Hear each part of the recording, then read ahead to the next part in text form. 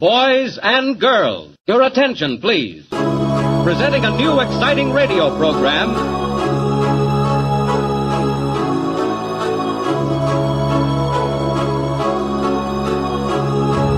And now, here's Warren Marshall with the news.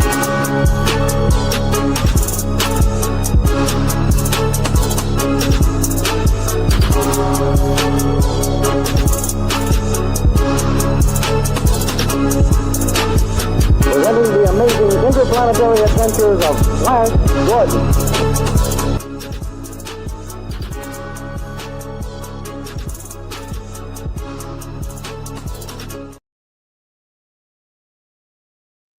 Story, ask us anything about comic history.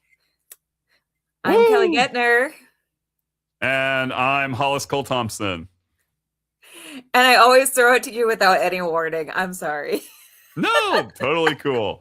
I have to be prepared for anything in my line of work. So there you go. Yes, you do. So we finished off the first season, 1 year of Comic Story at the end of last year. And we're opening the forum to all of you to ask whatever questions you want. But let's do a little rewind. Hollis, what is your favorite thing that we covered this year? Do you have a favorite? Wow. That's a hard question. Yeah, because there are so many cool topics that we've talked about. Oh. I mean, I think one of the coolest episodes to just record was the one where we got to interview Wonder Woman. Yes. Shannon Farnan. Yes. Wonder Woman herself. So she played Wonder Woman on the Super Friends animated show, which makes her the first person to play Wonder Woman in any capacity. Yep. She joined us as we talked about Wonder Woman and feminism of the 1960s, or feminism of the 1960s and 1970s. And we got to talk about how she felt about playing Wonder Woman at that point in time. Was really cool. You all should go and look it up. We had some audio issues, so I had to do a lot of work behind the scenes to stitch it together. That's kind of the story of your life when it comes to this show, Kelly, is I had to do a lot of stuff behind the scenes to stitch it together, which I appreciate immensely. I know that you have to edit me all the time with the crazy things I say. You've got to just cut through all the insanity and get to the logic.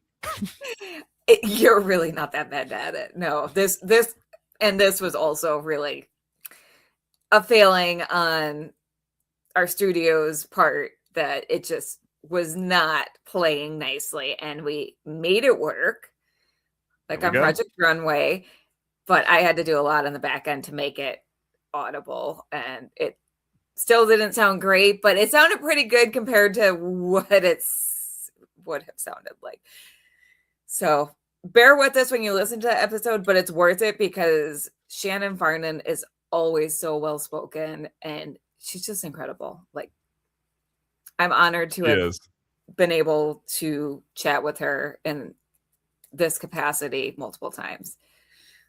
It was surreal because at one point at the beginning, she used her Wonder Woman voice, and to hear Wonder Woman say my name was a pretty surreal moment. I have to say. That was pretty cool. And when she goes into that Wonder Woman voice, it is just chills. It's like, because she can just call it, and she is Wonder Woman. There you go. So Crayley has a good question. What comes to mind first when you think of the strangest trend in comic books?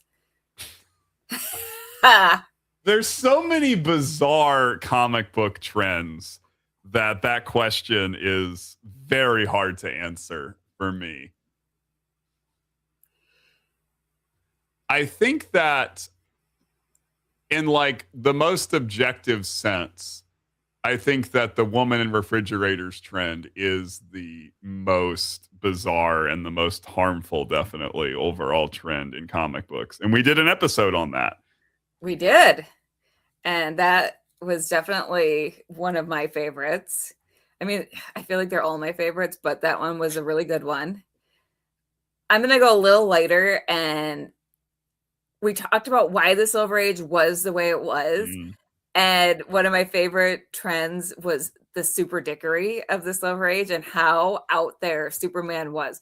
So Superman in most incarnations is kind and good. And in the Silver Age, he was just a dick. You look up those panels, and so there was Superman's girlfriend Lois Lane and Superman's pal Jimmy Olsen, those side titles, and all of them are just bonkers scenarios where Superman is being awful to the two of the most important people in his life. Well, supposedly. I mean, Lois, as I explained, Lois becomes, in the Silver Age, she was never intended to be this way in the Golden Age. But in the Silver Age, she just becomes this really, really sad character who is obsessed with Superman. And he obviously has no interest in her romantically. But she keeps trying. Like, the plot of almost every issue of Superman's girlfriend, Lois Lane, is Lois attempting to blackmail, trap, or trick Superman into marrying her. And it's just really sad if you think about it. Oh, we don't talk about Super Horse, nah. This is Crayley saying, I think one of the strangest things that happen in the Super family is stuff with Kara and her Super Horse. We are going to talk about it right now. For those who don't know, in the 60s again, Silver Age, Kara was dating her horse. Not while he was in horse form. And she didn't know it was her horse. So she had Comet the Super Horse, who had wings. He was actually a Pegasus. And Comet was, I guess, a werehorse or something, because he could change into a man. Well, the complicated backstory of Comet is that he began life as a centaur. There we go, a centaur. The half man, half horse. That's how he began his life. And then through a tragic twist of events, he ended up being transformed into a full horse, hence where he normally comes from. But he has telepathy is his powers, hence why he can still communicate with people like Kara. So, yes, they did a story where he transformed into a human and dated Kara. But to me, the more bananas story was actually before that. They had a storyline where Kara got turned into a horse and then dated Comet while they were both in horse form. Oh my gosh.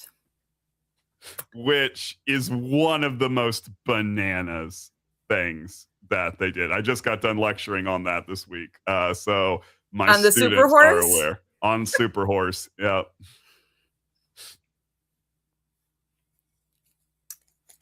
And this is one of your students. It is. This is a great question. So extra credit. Hey, Kelsey. It is actually extra credit, yes. Hey, Kelsey, I appreciate you showing up. This is an interesting one. I'll start, but I really do want to hear what Kelly has to say, because I will admit Kelly is a much bigger Superman fan than I am. So Kelly has probably a lot more passion to say about this topic. But before Superman, okay.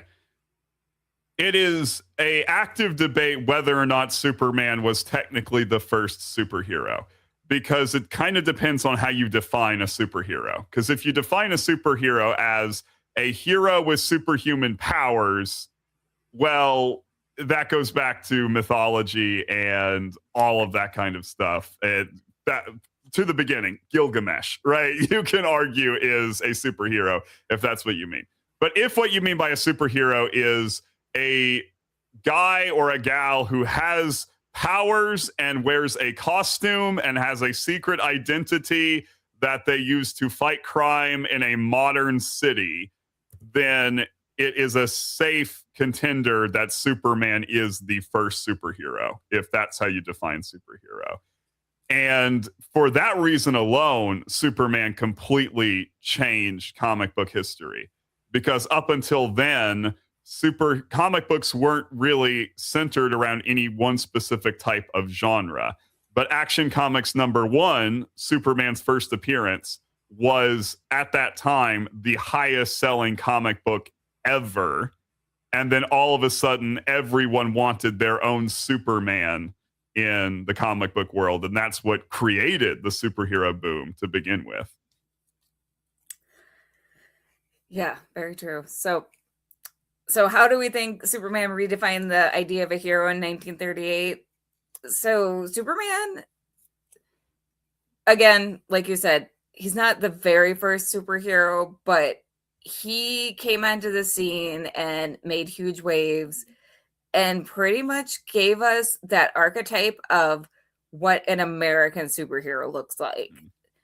The primary colors, the cape, the strong moral code. Though I will say, for anyone who hasn't read original Superman, he's got a bit more of an edge in those early books. He is okay with intimidating gangsters by dropping them from tall buildings and then catching them before they hit the ground to intimidate them. And he's not going after supervillains. He's going after corrupt politicians, and he's going after, bankers who are basically cheating people out of their money. And a wife beater. And a wife beater. Comic. Yeah. He goes in and he beats the crap out of a guy who was beating up on his wife, which I actually find absolutely hilarious. So, yeah, very different. Not a Boy Scout yet in the beginning. And he saves Lois from some men who are just harassing her at a dance hall. Yes, that too. Yep, exactly. And as Eli says, what we were talking about with Kara and the super horse, it's tame compared to super stories. He could be wrong. Yeah. No comment. And then we have Stardust, who may as well be a precursor to Injustice Superman or even Homelander, which is absolutely true. People think anyone who thinks Homelander is something new, no. From very early on, they were flipping the script on Superman and going, okay, well, this is the archetype. How can we flip this archetype on his head? Because everyone loves a twisted archetype. You're always going to get writers. I will say, go ahead. We have had so many evil Superman stories by this point that I am okay with no one ever doing another one at this point. That one, they have done that one to death, in my opinion. There are good ones, don't get me wrong. I think Injustice is a really interesting take because it doesn't really...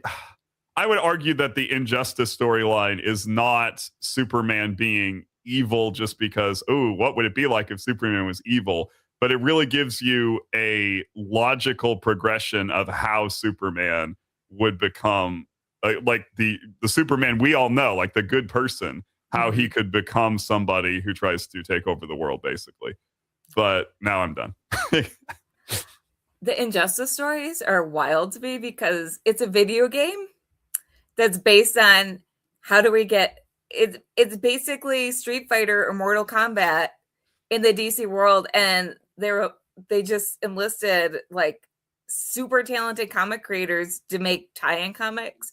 They didn't need to be good. No, but they were. And that's the crazy thing. The lore for it is really good. And I also am tired of evil Superman, but that one, it does resonate. It's good. So clearly asked a good question. How do we feel about stories like Red Sun, which are different from evil Superman, but very different from Superman? I love them when they actually show that natural character progression and why he is the way he is. That's what makes a good what if to me is, okay, so it's not just Superman being evil for the sake of being evil or Superman being a communist for the sake of being a communist. Well, why? Why is he like this? And how does he still retain some of what makes him him? What about you? I really like Red Sun, actually. I think it is a great story. I think and part of why I think it works is because it's still Superman. He's still the same person at his core. It's just that difference of what if he landed in the Soviet Union as an infant instead of America. And that, to me, makes absolutely perfect sense. I mean, you could argue that the reason Superman in the old Golden Age and Silver Age, and to some extent even the Bronze Age, has this very American ethos is because that's how he was raised. He landed in America. He was raised in American patriotism. That same guy, if he was raised in the Soviet Union, would think that the Soviet Union was the best thing ever and would believe in the principles of Marxism through and through. And I think that's why it works so well as a comic. And you can see that he's not an evil person. Even when he becomes the absolute leader of the Soviet Union, he's not another Stalin. He is actually trying to create a society where everyone is safe, everyone is cared for, everyone is equal. I think it just worked phenomenally well. And how Lex Luthor is still a villain, still his villain, even from the American side. It's a great graphic novel. And it's one that I think, sadly, they butchered when they made an animated film of it. I think that animated adaptation was absolutely horrendous. But the comic is really good.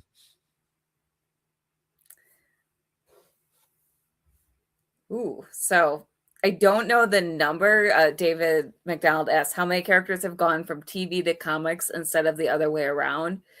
This is a really interesting question because it's a symbiotic relationship. And then we also have radio in there because, not to keep harping on Superman, but so many of the things that are iconic about Superman came from the radio show. So the Daily Planet, Mind Pa Kent as we know them, because they were not nearly as much of a factor in the original Superman stories. Jimmy Olsen and Perry White also came from the radio show. And then when we're talking about jumping over to Batman, we've got Harley Quinn came from the animated series. Yep. And then, oh gosh, am I remembering right? Was Barbara Gordon from the 1966 Batman? Was Batgirl? Barbara is interesting because it was kind of a both and. So she was in the comics first, but she was in the comics first because the creators of the TV show went to the comic book writers and said that they wanted to have a female Bat character and asked them at the comics to come up with one that then they could use in the TV show. Okay. So she did technically originate in the comics, but she was created in the comics at the prompting of the people working on the 60s TV show. And then she premiered in the TV show very soon after that in their third season. So Creeley asks, Felicity Smoke was TV first, wasn't she? So actually, no. Felicity Smoke in name was in the comics, but she was the stepmom of one of the what is the oh my gosh. Okay, so Oliver she was Queen? No, she wasn't Oliver Queen. Okay. That would have been twisted. It would have been twisty. Yeah. That seemed more twisty than Comet and Kara. Okay. The guys who share a brain, Firestorm. Oh, yes, Firestorm. Okay. One of the many characters who has been Firestorm, and I cannot remember what she was, stepmom of one of them. So they just threw that name in and put her in there, and she was only supposed to be like a few episodes, and then of course audiences fell in love with the actress and her chemistry with Stephen Amell. But so Felicity Smoke in name was in the comics, but was a completely different character, and that happened a few times with the Arrowverse. Well, and other TV shows too. Mm-hmm. Like, you could make a very solid argument that without Batman the Animated Series, Mr. Freeze would not be the character that he is today, because he really was one of those characters that was created in the Silver Age to be this wacky villain like the Silver Age villains tend to be. And there really wasn't anything to him until the animated series created the new backstory with his wife and the tragedy and all of those things. So like you said, Kelly, these things have symbiotic relationships with each other. The TV and the comics and movies too feed back and forth into each other and influence as time goes on. Yeah, it's very interesting. Same thing with Gambit and the 90s X-Men, because he was like just a two-dimensional character and then got really fleshed out. So let's get to Haley's question. Haley asks, do we know for certain the direct ancestors of comic books, Penny Dreadfuls, cartoons, etc.? Hollis, this is your wife asking a question that you know the answer to. Okay, there you go.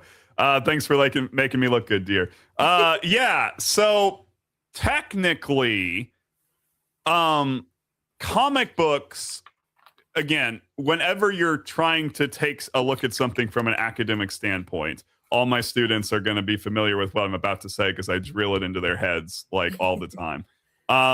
You have to start with a definition. How do you define this thing? So Scott McCloud, in his seminal book, Understanding Comics, really set the definition for what a comic is. And he defined a comic as a sequence of juxtaposed images that create a story or an aesthetic experience. So if you start with that definition, comics have actually been around from the dawn of time, because you look at cave drawings. These are juxtaposed images that are telling you a story. You can see this in Egyptian hieroglyphics. You can see this in the Saint Chapelle Chapel with the stained glass that has all these different scenes from the Bible inside of it, telling you the story in progressive images. So technically, comics are probably the most ancient form of nonverbal storytelling that exists. They probably predate alphabets and written languages. Before those things existed, people were probably recording stories through comics in that pictorial justification. After that, when we start to get towards something we would actually recognize as comic books in the modern American sense, that's when you start to get into the late 1800s. And yes, they come from a couple different sources, like Haley's alluding to there. Political cartoons are one of the big sources of inspirations, because those have been going back since 1600s, of usually one panel though. But from there we get like conventions like the speech bubbles and the thought bubbles and the captioning. That's mostly coming from how those political cartoons evolved. But then you get multiple panels as we move into actual comics rather than just the political cartoons. And we also move away from strictly political subject matter.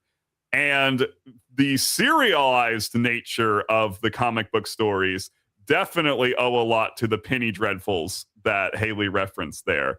So the Penny Dreadfuls were essentially the precursor to pulp fiction in the Victorian period, where you had these magazines that would print a new chapter of this long story that was going on sometimes for thousands of chapters, that were usually very exciting. They were full of fighting and gunshots and death and plot twists and all of that kind of stuff. They were a lot of fun. They were not deep at all. They were meant to be cheap entertainment. They were written very fast and usually with very bad prose, hence why they were called Penny Dreadfuls, because they were not well written most of the time. And that kind of storytelling eventually influenced the pulp fiction magazines in America in the 20s and 30s, which then in turn brought that same kind of storytelling sensibilities to the comic books. They did start in newspapers, and then eventually people realized that you could make a lot of money publishing magazines of just comics, and hence we get the comic book. Crayley. Crayley says, I thought the new woke crowd brought politics into comics. You are correct, Crayley. Politics being depicted with drawings and words is a brand new thing by those woke people. On that note, I'm going to Sarcasm, roll. by the way, for anyone who didn't pick that up. Yep. Absolute sarcasm. On that note, though, we are halfway to our goal of 1,500 for comic books for kids. Halfway there. I'm sorry, I've been singing. I can't carry a tune to save my life. To save you all from my singing. So we're at 752 of our $1,500 goal. I'm going to roll tape of our spiel, and then we'll get back to the panel. The Multiverse Fundraiser is partnering with Comic Books for Kids to raise money for their cause. Their mission is to provide comic books to children in hospitals and cancer centers across the United States, Canada, and the UK. We believe in the importance of providing stories that promote hope and bravery to kids who are facing things that are scarier than any supervillain. And we truly believe in this cause. To donate, you can either go to our Facebook page at www.facebook.com/The Multiverse Fundraiser or directly to comicbooksforkids.org. As Crowley says, donate to make me stop singing. This is my third panel today. I'm tired. I'm wired. I will keep singing until you all get us to 1,500 or beyond. Yes, beyond would be definitely okay. That is a threat. Or we'll keep answering questions. But keep donating. So Kelsey wants to know what makes a comic historically significant. I will let Professor Hollis take this one first. So this is a tricky question because to some degree it's a little bit subjective.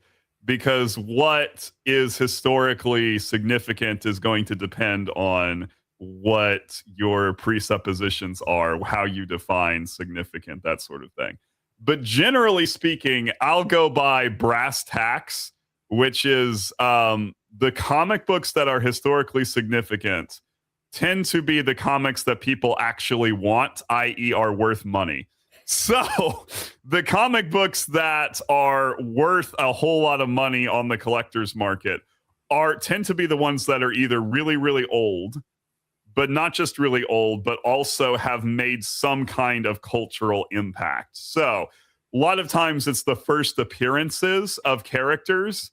So for instance, Action Comics #1 used to be the most valuable comic book in the world because it was the first appearance of Superman, who is, I don't think, a stretch to say the most culturally significant character to come out of comic books, first among many. First appearance of Batman, Detective Comics 27, also crazy valuable. We're talking multi-millions if you've got a good condition. But it's also comics later on that had something that happened in the storyline that connected with history in a really significant way. So, for instance, two comics I actually do have are the infamous drug issues of The Amazing Spider-Man. So this is when Stan Lee did a storyline where Harry Osborn, Peter's best friend, is revealed to be addicted to LSD and dropping acid all the time and having these really intense hallucinogenic episodes and just really, really bad stuff. Stan Lee meant that to be a warning against dropping acid, against using LSD. But as Kelly and I have talked about, at the time, the Comics Code Authority would not allow you to depict drug use at all, even if it was in a negative fashion. So Marvel did something really brave, and they published those issues without the Comics Code Authority. So those issues are missing the Comics Code Authority seal. And because of that, they are deemed historically important and also worth money because of that whole controversy. Similar thing would be characters that have just blown up in importance to people. So even though Harley Quinn didn't first appear in the comics, the comic book where they did introduce her for the first time is worth a lot of money, is considered really valuable. I would also say like the introduction of Spider-Gwen is super valuable. as was when they killed Gwen Stacy back in the old days with the comic that launched the Bronze Age.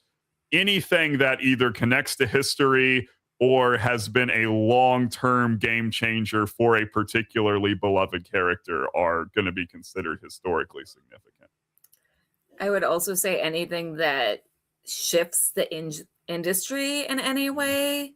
So, like Watchmen shifted the industry because it basically created this thirst for darker, grittier superhero stories. Something like that. Or again, the death of Gwen Stacy shifted the industry because it showed people that, yes, there is a market for stories where the hero loses and where characters die, for better or for worse, which we also discussed. And as Clearly mentioned, some comics are also really historically significant within certain niches of the population and fandom, like Mia Dearden. So those may not be as historically significant on a broader scale, but like within the DC and especially the Green Arrow fandom, these are huge. We love Mia Dearden. Yeah. And I should point out that certain artists as well who are particularly amazing in terms of their talent and who have been influential in the sense of leaving a impression on other artists that you can tell other artists grew and developed because of them. Those are also significant things. So for instance, when Todd McFarlane took over Spider-Man, those, not just his first issue, but frankly, every issue in his run is considered really significant because of how it influenced other comic book artists. I would make an argument that, I can't remember his last name, but Darwin Wayne, I believe it was, Darwin Cook. There we go. Thank you. He also was one of those, a more recent one than McFarlane's, who really made a huge impact on the comic book industry. Like when he took over the Catwoman series and he redesigned the Catwoman costume. That costume that he created has become basically the definitive Catwoman look, at least in the comic books, which before then there really was no definitive Catwoman look because artists changed the costume so much, so frequently. Right. Yeah, and then events like Crisis on Infinite Earths that just rebooted all of DC and kind of set off that standard for DC of rebooting every, 15 years or so. Yeah. For better or for worse. This is a great question. I'm going to be selfish and answer first. Go ahead. Sorry. Crayley asks, what do you think separates comics from fairy tales? So first of all, I think there's a lot in common with comics and fairy tales because they're both morality stories and they both have fantastic powers. But I think the biggest thing is that fairy tales have a beginning, middle, and end, and comics are serialized. So comics are more like the mythology of Greek gods where you just keep adding on to the story. What would you say separates comics from fairy tales? That's a really interesting question. I think part of it is the specific themes that superhero stories are interested. There is a lot of overlap. Like you said, the fundamental concern with morality is the same. I would say that fairy tales, though they often feature heroes, are not as hero-centric as most comics are. There are a certain number of heroic characters in fairy tales like Jack the Giant Slayer. I would argue that some of the prince characters are and aren't, depends on the story. So where the prince actually has to fight somebody, I would say that's more of a hero. When I would also controversially, I argue in my upcoming book on Little Red Riding Hood that Little Red is also a heroic character in her own right, at least when she's done well. The other thing I would say is a big difference is, like you said, that fairy tales don't tend to have sequels. Like Cinderella gets married at the end and that's the end. She lived happily ever after. There's no other story with Cinderella. Whereas your comparison to the mythology, I think, was very, very appropriate because the superheroes do keep getting added and added and added and added, and there comes to be a canon eventually where there's eventually the solidity of what they decide did actually count and what didn't count and what is true and is not true about these characters. But it is this still evolving thing. Whereas fairy tales just keep getting the same story retold again and again and again through different generations infused with different meanings. But I will say there is an element of that in superhero media as well, because there are certain stories, like the origin stories, for instance, that do keep getting retold again and again and again in different mediums and over different time periods. So those are the main overlaps I can think of. I also thought it was really interesting. I don't know if you and Crayley have read these, but Marvel went through a phase where it did these. Yes, Batman Crayley, exactly. Okay, we need to talk about over this. and over and over again. Pearl necklaces don't break like that. They're knotted in between the pearls, especially rich people pearl necklaces. If I never see another pearl necklace break on screen, because that's not even just a Batman thing. Okay. Yep. I'm done. For now. But I will say real fast, there was this line of like Spider-Man fairy tales, X-Men fairy tales that Marvel did back in the early 2000s. Yeah, I remember those. Where they tried to like take these classic fairy tales and insert the Marvel characters as the different characters. The one that stands out to me the most was actually they did a Little Red Riding Hood Spider-Man one where Mary Jane was Little Red and Peter was like the woodcutter. So yeah, there are definitely some thematic overlap. That's funny because I'm doing a series of drawings where I redesign DC superheroines as Disney princesses, and Crayley and I are going to cosplay some of them. And I'm having a lot of fun playing with the thematic elements. So I made Black Canary the Little Mermaid because making Mira the Little Mermaid was too on the nose. And I figured like Black Canary Cry, Siren song. Interesting. That was I'm trying to make connections like that aren't like just this character has blonde hair, so I'm going to put her in. So I'm having fun with it. Cool. I need to get back to that, but Kelsey's got some good questions. She needs like Kelsey. the good. Kelsey, I'm giving you an A. I don't have the power to do that, but you get an A for me for the day. I am not a professor. Little asterisk. But Kelsey asked, what caused the comic book market crash of the 1990s? The death of Superman. Not in exactly. Part, yeah. But okay, so we're talking. You asked that question about historically significant comic books. One of the things people did back in the 90s was the comic book collector market was out of control. People were like, it was getting out of control because people were like, okay, all these old comics I have from the 60s and like before that are worth a lot of money. So I'm going to try to speculate on what's going to be worth a lot of money. And the death of Superman happened in the mid 90s. And people were like, well, I'm just going to buy up a ton of these comics because it's going to be worth a lot of money someday. Well, what happens when a company prints a ton of comics and every sucker out there buys them thinking, oh, it's going to be worth a lot of money? Beanie Babies. Same thing as Beanie Babies. And so people are trying to buy comics based on what they thought they were worth. And then eventually people just got sick of that because there's no joy in that. It was more complicated than that, but also rising printing costs. And then I'm sorry if I'm talking over too much, but then there was a whole thing where, so in the 90s, a lot of comic creators got really fed up with things at DC and Marvel. And so there's a big clash there, and they went off and did their own thing. And so there was just like a lot of creative angst going on. And I think they just lost a lot of readers because of that.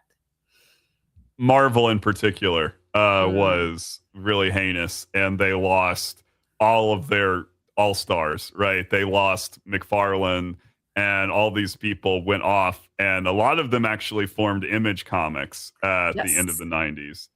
And yeah, it was just not a good time. And you're right about the death of Superman being the biggest one, but the comic book industry also kept doing things like that. Like, for instance, Uncanny X-Men had been going on forever, but then they launched another series called just X-Men and made X-Men issue 1. And then they did a bunch of variant covers for X-Men issue 1 to try to get people to think this was going to be an important comic book someday, because it was an issue 1 and all these variant covers. And you're right, people bought them all up, not because they were reading them, but because they thought it was an investment, and it just wasn't actually a good investment. And then when people realized that, they stopped reading comics, and it contributed to the bankruptcy of Marvel and some other things. I like Curly's comment. Why is she so obsessed with Superman? You know what? Because Superman's awesome. Oh. And Curly asks, is that why Batman and Superman were the only main popular supers in the 90s? Because of the Marvel talent purge? Honestly, I think it's because, well, first of all, Marvel declared bankruptcy in, I think, was it the early 90s? It was late 90s. Late 90s. It was after that talent purge. So that's right. I think that was one of the last straws for Marvel before they lost it. Yeah. So it was partly Marvel declaring bankruptcy, and they sold off their movie rights. It was partly Batman and Superman both had thriving animated series, so they had that recognizability and the toy sales. So it's really hard to justify spending, especially back then when effects were so expensive. It's really hard to justify to studios spending a ton of money on a movie, if a blockbuster movie like that, if you're not going to get toy sales. So you can already point to the animated series going, look, we're already selling toys. It's a no-brainer. I also want to point out, though, that Batman and Superman weren't the only ones, because even though Marvel went bankrupt, Spider-Man was still incredibly popular in the 90s and was doing really well. And the X-Men as well were super, super, super big deal with their animated series in the late 90s. But the thing was, that was at the end, Marvel, I think, really trying to bank hard on their most popular franchises in these other mediums, because comics weren't doing it for them anymore, and they were having bankruptcy issues. And you got to remember, like, the universal island of Marvel superheroes was at the end of the 90s. Now, Marvel was, again, trying to save itself through doing this, but Spider-Man and the X-Men were popular enough to merit this universal investing in the amusement park. And if you all have never been, it was pretty cool, at least last time I went, but that was a long time ago. I don't know what it's like now. It's apparently like a time capsule, because it's exactly how it has always been since the 90s. So Crayley says, the way I remember it, Superman and Batman were mainstream, and the X-Men was for nerds, with Spider-Man maybe as a bit of an exception. You know what? That's possible. And I will say, sorry. I was going to say, well, so them selling off the movie rights, and then when the live action movies came, that changed everything. It did. But it also changed the perception. Maybe that's true as well, because in the 90s, for instance, Rogue from the X-Men was probably Marvel's second most popular character, just right under Spider-Man. And even though that was true, she didn't necessarily break into the mainstream consciousness of larger pop culture. So Crayley may very well have a point there. She wasn't as easily packageable to children because well, first of all, she's a girl, and they weren't selling girl heroes because girls don't like superheroes. We all know this. Totally. Kelly is only here because she's being paid. You guys are getting paid?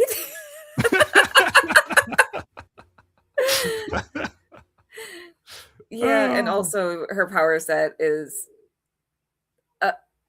a little harder to explain to kids, and she's a bombshell, so parents don't like sexy characters. It's gross, but so Kelsey asks, how did British comics influence American writers during the 1980s? So I don't know as much about British comics. What do you know about British comics, Hollis? They weren't ever as successful as the American comics. So essentially what happened with British comics is more or less the American comics got imported to England, like the Marvel and the DC and whatnot. They started to like reprint them in England in slightly different formats. So it happened in like a larger waves in the 70s and 80s. So after Marvel and DC had already been writing stories for years, the British comics would publish things that were a lot thicker because they were collecting multiple stories of those characters into one issue. And then what did eventually happen, though, pretty quickly was there was also inspiration from local British talent to do new stories of those characters for those issues. So you'd have like reprints of the American stories alongside new stories by those British writers. But then I would say the biggest lasting contribution is the people from the UK that Marvel and DC in America more or less took to then work in the US. Alan Moore was from the UK, right? There's a couple other big names. I can't remember off the top of my head. Grant Morrison, I think, may have come from the UK, Yes. but I can't. Yeah, there you go. He's from Scotland, but don't quote me on that. Grant Morrison, if you're out there listening, I'm sorry if I got your country wrong. There we go. Yep. As Ted Lasso asked, how many countries are in this country? There you go. Exactly. And I think the illustrator for The Killing Joke also came from the UK, but I can't remember his name right now. But yeah, and those guys, interestingly, tended to be some of the all-stars of the comic book industry, at least considered to be by the fan base. So that's, I think, the biggest contribution of British comics is actually not the comics themselves, but the writers and artists that they produced, who then moved over to America and did stuff for the American comics. British creators probably just brought a new voice and energy, and having not grown up with American comics in quite the same way. So that's interesting, though. I like David's question. So David asked, how have the darker comics of the 80s influenced modern comics? Whew. They've ruined them. No, kidding, not kidding. I think I personally have a slightly different opinion on that than a lot of other people. So I do think it was good that the code lightened up as we get into the mid 70s and into the 80s, where you could do more, like you don't have to have the bad guy lose in every single story. You don't have to portray policemen and politicians and military people as 100% morally great people who never do anything wrong whatsoever. That was a good change. And I do think that superheroes do not have to just be for kids. There is really meaningful stories that can be told for adults with superheroes. And the 80s really showed that with things like The Dark Knight Returns with Frank Miller, and things like, I'd even say, The Night That Gwen Stacy Died, the Green Lantern, Green Arrow series, all those sorts of things. And I think those were good things, and I'm glad that they exist. I think that what has happened in the modern comic book world, like post the 90s, is those comics are so well loved and sold and continue to sell in reprinted editions so well that the industry has just gone whole hog on every superhero story has to be dark and gritty, has to not just have adult themes, but adult content in terms of violence and sexuality and all that kind of stuff. And that, I think, is a problem, because I think when you go so hard on that you don't do anything else, then it becomes problematic, especially in a space where the majority of the population who are still interested in superheroes are kids still. Not that you are a child if you're into superheroes as an adult, not that you are some kind of psychologically harmed, developmentally arrested individual. But I am. Oh, Kelly. But the primary audience is still kids. And I think if the sad thing is the way the comic book companies work right now, comic book stores are not safe places for kids, sadly, because the main people they're catering to are those very dark, very adult kind of storylines. That's a good point. Curly had to ask in her Regina George voice, why are you so obsessed with the 80s? Because that's when we were born. It was also a pivotal moment in the comics industry. So I would say, so the Silver Age, of course, had the comics code that just restricted things like crazy. And then, like you said, it lightened up in the 70s and 80s. I would say I think the pendulum is starting to swing back. So I am seeing a lot more titles that are kid friendly, which makes me happy. And every comic shop I've gone to, and that's not saying that's the experience everywhere, but every comic shop I've gone to has a pretty good kid section, which makes me happy. So kudos to all the local comic shops that do curate that. Most of them try to have that section right out front, which also is good to have it really visible. So when kids walk in, that's what they're greeted with. So families aren't like having to search for what's safe for their kids and like it's clearly labeled, because it is hard to navigate that, especially if your kid loves superheroes and you're taking them into a shop for the first time. You want to be able to find something safe for them. Yeah. So, and I do want to shout out in that area Excalibur, which is the comic book store in Texarkana, who also hung up a poster for us for the Multiverse fundraiser. So that's awesome. Thank you so much. They do also do a good job of making sure that the adult comics kind of stay out of reach of kids. They actually do that quite literally. So the rack is that the kids' comics are the lowest to the ground and the more mature ones are higher up. So they are also making a concerted effort to make that happen. Good. Well, kudos to shops that take those extra steps. And I've also, in my time as a comic reader, because shops used to not be as friendly to female readers, but most shops I go, or actually, I've never had a bad experience. And I've heard horror stories from female readers, but I've never had a bad experience. I've always been welcomed. The shop I go to mainly now has women working at it, which is nice. So I think comic shops have come a long way.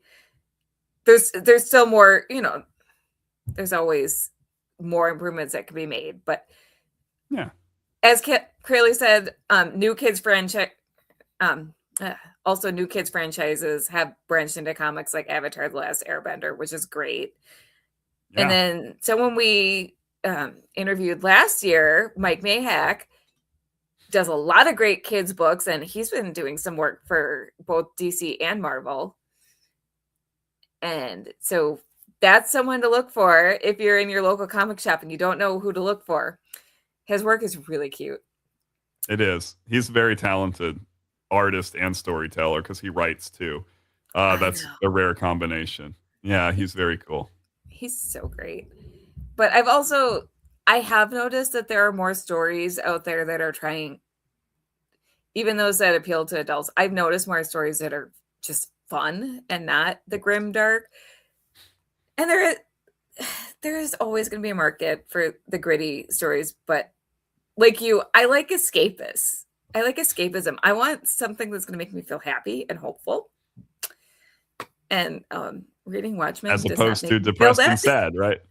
Yeah. Oh, Watchmen. Yeah, I personally, some people are going to want to hurt me for saying this, but I do think Watchmen is overrated, personally speaking. Not to say that it doesn't have moments of absolute brilliance in it, But I think that just the idea of tearing apart the superhero isn't actually, at least for me, is not something I particularly think is all that deep. Ooh, Kelsey. Kelsey, why? How might AI and digital tools influence the future of comics? It is putting people out of work right now, and there's a lot of ethical questions. My hope is that AI data centers will find a safer way to power things that isn't going to drain our water reserves, and a more ethical way to source their art so that artists can consent, because unfortunately AI isn't necessarily going anywhere. So we need to find an ethical way to use the technology. Hollis, I'm going to bring Mark in. Sounds good. Do you want to say your piece on AI, or did I say? Oh, no. Everyone is already aware of what I think about AI. So no need for me to take up time talking about that. Hey guys. Welcome, Mark. Hey, this is an AI avatar, and I just wanted to say hello to everybody. Hello to everybody. Hello to every. Oh wait. Get out of here if you're AI. Get out of here. No. Listen, Hollis, I hadn't had a chance to say hello to you. It's been a year, and I just want to say thanks, bud. I appreciate you being on. Thank you, Mark. It's good to see you again. It's good to be seen. You guys should do this more often, because I freaking loved listening to the history. Thank you. You know, you talked about Catwoman at one point earlier on, and we did a villains cover, which I don't have. Last year we did this cover, which Jerry Ordway did. Ooh. So the new one, I don't have it with me, is a villains cover. And when he did it, I said to Jerry, we need Catwoman. And he said, which version of Catwoman? And I said, the red pink suit. And that was what Jerry did, right? But there had been so many different versions of Catwoman. And then I think I love the comment as well, as difference between Crayley asked the difference between fairy tales and comics. I was waiting for Kelly for you to say, well, fairy tales have a beginning, middle, and end. Comics never have an ending. Never. Well, Mark, yeah. You know that Hollis and I have a comic and U.S. history podcast, so we do this more often. I'll send you the link. We have a whole Catwoman episode. Say that again for those who may have not caught that. So it's called ComicStory, and it's audio only, so you can listen to it in the car or wherever. And we have a whole Catwoman episode. Well, okay. I used it to talk about Hedy Lamarr also, because Hedy Lamarr it was an inspiration. Was one of the visual inspirations for Catwoman. Yes, indeed. Yes, indeed. Well, I'm just an AI avatar, and I can't comment in any way about you, but thank you. And I will respond with something AI appropriate. Wow. Just wait for the algorithm to program you. Wow, that's great. Hollis, great to see you. Kelly, awesome as always. Love what you guys continue to do for our organization, and thrilled to consider you a part of our organization, if I may be so bold. You may. We couldn't do it without the great support of people who have the passion that you all have and demonstrate clearly in these calls. So thank you very much. Well, thank you, Mark. Thank you for stopping in. We are at the halfway point. We've raised $752 so incredible. Far. So incredible. I'll let you guys go. I will be popping in as I do, and So thanks for everything you guys do. That sounds good. Bye-bye. Well, yeah, we have 2 minutes left. I just want to give a plug for, we're going to have an hour break. And then after that, we are going to have your audio drama. Do you want to tell people a little bit what they should expect with that? They should expect a live radio show. So we're doing it all live in real time, just like they did back in the 20s and 30s. So if anyone messes up, we're going to go with it. I've told the actors, stay in character. Even if the aliens come down, just make it work and keep it going. So it's going to be fun. It is an amazing cast. We've got Chris Jowers. We've got Lauren. We've got all kinds of people familiar to the Phoenix Sisters Entertainment Network and some new folks, too, that aren't so familiar. People like Dustin Tyo, who's the narrator. It's phenomenal work. I have had a blast working with that whole cast, and I'm really excited to get the show out there and everyone do it. It's going to be a fun, action-packed Batman story, but also, I hope, a little bit deeper as well. That might have some deep themes that will surprise you about trauma and guilt and how those things can be manipulated by certain people. So I think that it will be a fun show. I'm so excited. So you all have an hour to make your donations, get your snacks ready, and That's meet right. us back here. Hollis, thank you for joining me. Everyone, right now, Comic Story is it's on a hiatus, but it is, you can find it on Spotify or whatever your audio podcast app of choice is. We will be notifying you on the Phoenix Sisters Entertainment social media when we start posting episodes again. In the meantime, go get caught up on season 1 because we have a whole backlog for you to get caught up on. We've got some fun episodes there. Thank you all for joining us. And we'll see you in an hour for that audio drama. See you then. Thank you, Kelly. Thanks. The Multiverse Fundraiser is partnering with Comic Books for Kids to raise money for their cause. Their mission is to provide comic books to children in hospitals and cancer centers across the United States, Canada, and the UK. We believe in the importance of providing stories that promote hope and bravery to kids who are facing things that are scarier than any supervillain. And we truly believe in this cause. To donate, you can either go to our Facebook page at www.facebook.com/The Multiverse Fundraiser or directly to comicbooksforkids.org. The Multiverse Fundraiser would like to thank our sponsors: Earth Dog Studios, Clobbern Comics, The Art of Brian Rodman, Studio Moonfall, Elusive Comics, and of course, the Phoenix Sisters Entertainment Network for hosting this event.